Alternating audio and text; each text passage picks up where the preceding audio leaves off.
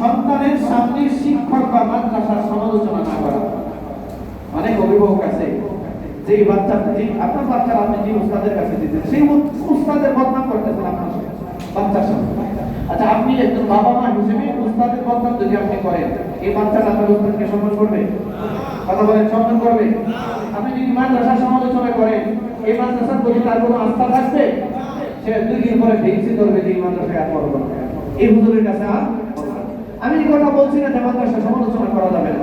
মাদ্রাসার কোনো কাজ যদি খারাপ লাগবে, উস্তাদের কোনো কাজ যদি আপনার কাছে প্রশ্নবিদ্ধ হয়, বাচ্চার সামনে কিছু বলবেন না, এটা নোট করে। আমরা আছি দায়িত্বশীল, আমাদের সাথে কথা বলে, হুজুর এই সমস্যাটা হচ্ছে, আপনারা বলেন সমস্যার কি সমাধানের রাস্তা নাই?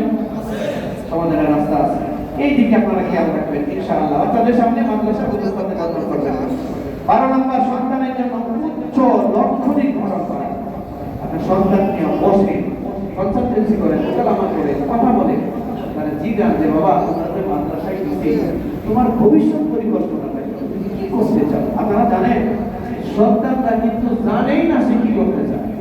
এটা মনে করে আমাদের মাদ্রাসায় গেছে, আমাদের পড়তে দিয়েছে, আমরা পড়তেছি, কি হবে না হবে আমি জানি না, এটা বলতে হবে না।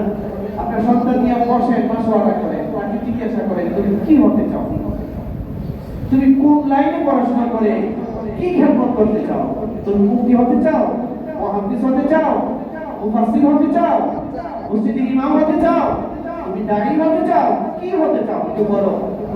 বাচ্চাকে উচ্চ পর্যায়ে লক্ষ্য নির্ধারণ করে দেওয়া। এটা মানে বলে যে বাবা তুমি পড়াশোনা করো, আমি চাই আমি আমার হাড় ভাঙা পরিশ্রমে অর্থ দিয়ে তোমার আমি বিদেশ বাড়িতে উচ্চ শিক্ষার জন্য বানাতে চাই। এটা বাচ্চাকে বলে না, বাচ্চা উৎসাহ বাড়বে। কথাটা বুঝতে পারতেছেন? বাচ্চা উৎসাহ বাড়বে, বাচ্চার মনোযোগ ফিরে আসবে। আল্লাহ তৌফিক দান করুন।